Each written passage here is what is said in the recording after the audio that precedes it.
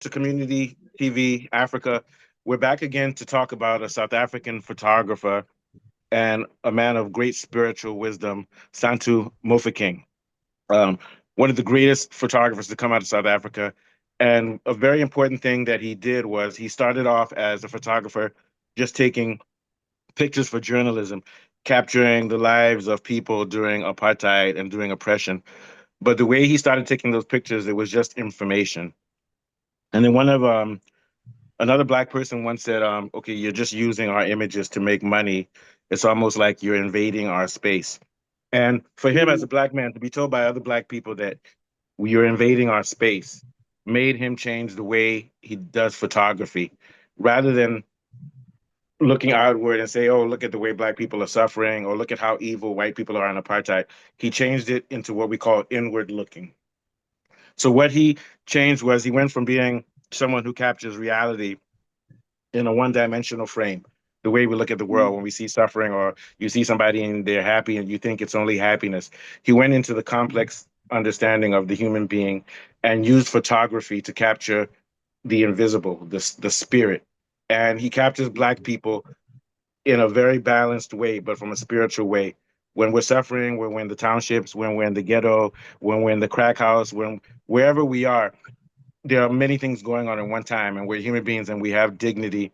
And even despite the suffering, we never want to focus on just say, "Oh, look at us, we're suffering like animals." We want to capture our human side. And that's what he brought to a lot of us younger Africans, even though this has gone beyond his times, is the idea of art as a spiritual activity, as a community activity that captures the complexity of who we are as Africans and always retains our dignity, which is what he does with a lot of his photography. What do you think, Vuyo Vumisa?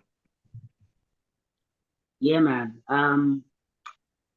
I was so deeply fascinated, from like his approach, you know. Yeah, Um, as I sent you from those notes, that like what triggered the style, man, and yeah, because I saw that his work is deeply rooted, man, in pain, and there's passion, yeah. Sorry, I'm going there's to interrupt you. I'm violence. going to read what you wrote. I'm going to read your response. His imagery is Okay, deeply Okay. rooted. Yeah, this is as honor to you. Even though I'm cutting in front of you, I'm doing it in your honor, Vuyo. So his imagery is deeply rooted in Black people, our history, the spirituality, the poverty, pain, trauma, hardship, happiness, our state of living, the township, etc. What sparks yeah, this? What sparks this? The drive to dig, investigate all of this, how he moves, the dreamscape like imagery. What triggered this approach? His imagery. Why is it the way that it is?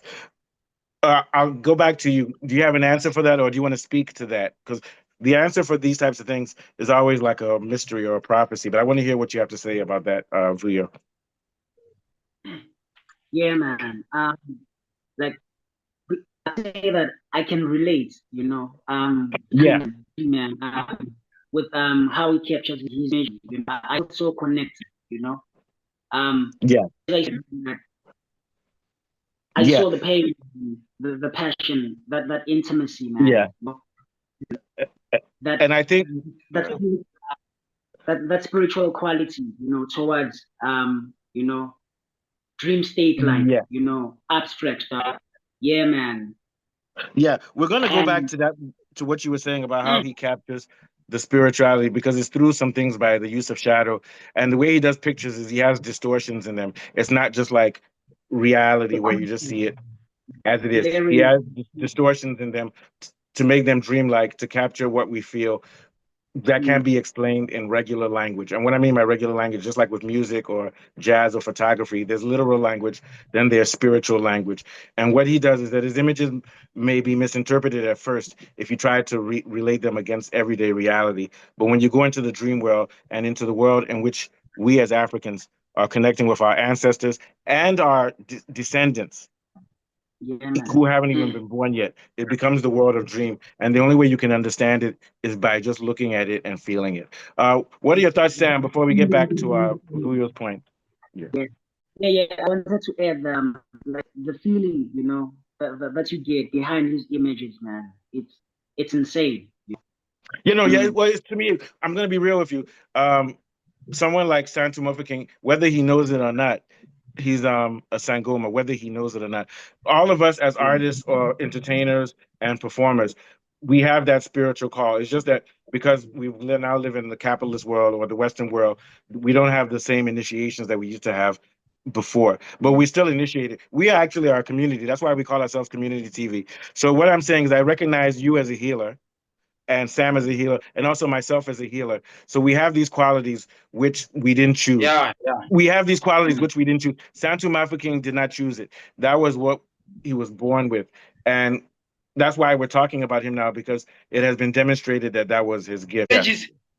He was telling everyday life of ordinary South Africans, which means almost every photographer by that time was trying to capture apartheid, right? He was trying to capture everyday life. He didn't want the apartheid thing to override everyday struggles, because the first read some currency, I was checking him, it was a child head at home, you know, and he's in the kitchen, he's watching dishes. What is he saying to you? It's a normal life for everyday South Africans. It means there's more to black people than what was happening by the time. The suffering. Yeah, the apartheid, the laws, and everything else. You get to see South Africa on another frame or view. By these pictures, you get to understand. What we want to say is, whether you live in Soweto or you live in New York or you live in Brazil, we're human beings and we want to tell our stories, and our stories are complex. We can't just say that, okay, because I'm Black and I'm in America, that there's drugs and Black people are killing each other. No, tell us the whole story, the pain, the passion, everything. And that's what artists do. Very quickly, Sam, what do you think about that? Then we'll go back to Vuyo. Yeah. I just wanted to finish up on the first photo. Oh yeah. Which picture is it? Is it the one in the family kitchen or the one with the family? First the one in the kitchen.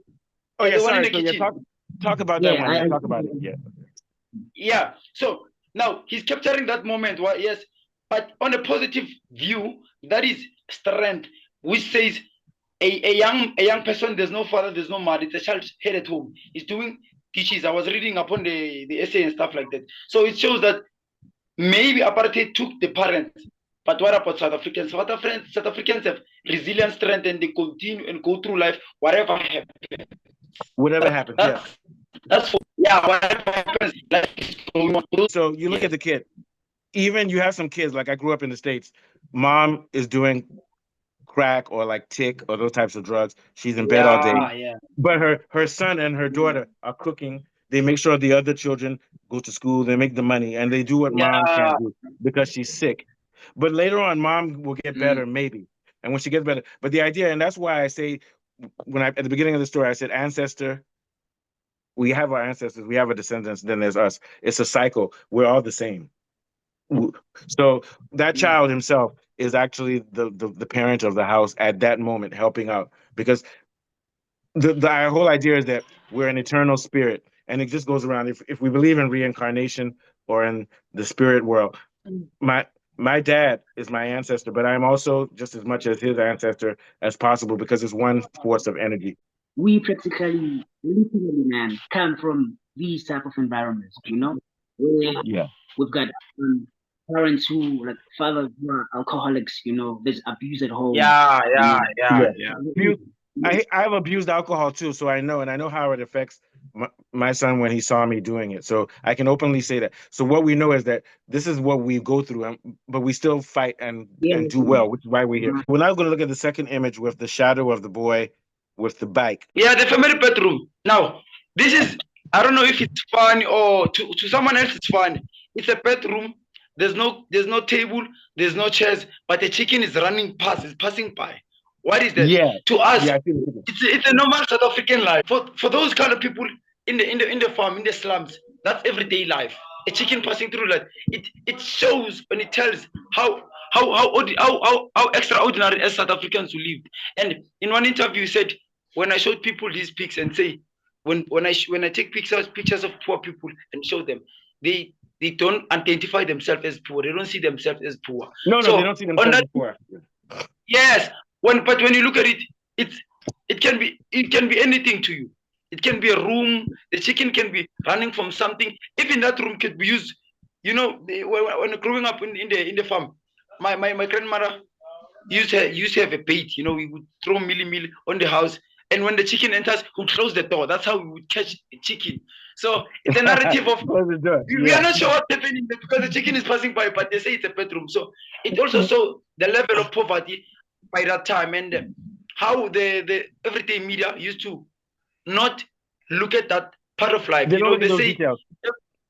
yeah, they say that every photograph or media was looking at the city life, whatever was happening, but that's the everyday life of a South African. Yeah. No, yeah. So when you take photographs as a journalist, you just capture what's happening on the street. You capture ideas one-dimensionally. You don't look at everything. But as an artist, when he now looks inwardly and looks at the way that Africans see ourselves, you look aside, and if you look carefully, the chicken is next to the bike. Even that bike is a source of opportunity because somebody has to use that bike for transportation, probably to make money to go to work. And then right ahead of him, you see the clothes there. So those are things that are useful. And you see the shadow of the boy, and he's looking at the three things, and he has a relationship. That chicken almost represents chaos and luck and destiny. It could be bad luck or it could be good luck. Who knows? What do you think, Sam? Yeah. And what I like about that image, the boy, we don't see the boy, we only see the shadow. So yeah, but it almost makes him like a spirit. It makes him a spirit. Yeah, that's what I'm saying. It's a spirit. It's starting now a conversation and saying a spirit of us as Black people. These are the shadows. Because he says, I was trying to capture spirituality, which is impossible. Yeah, but in some of I think he was able to achieve that because he said, but when he's an artist, so he's saying it's impossible, but at the same time he's being very cheeky because he's saying even though it's impossible, I'm a magician and I know how to do it. And that's magic. Yeah, magic is making the impossible possible, and that's what he's talking about. So just to add on that, so hence, like, you know, that spirit quality from his work, you know, and man. It hits, man, and when it evokes something. You don't just look at his work like, oh, you know, you come back again and you dig deeper, man. You ask yourself questions like, what triggers, man? Like, what's going on, you know, and the feeling behind all of it.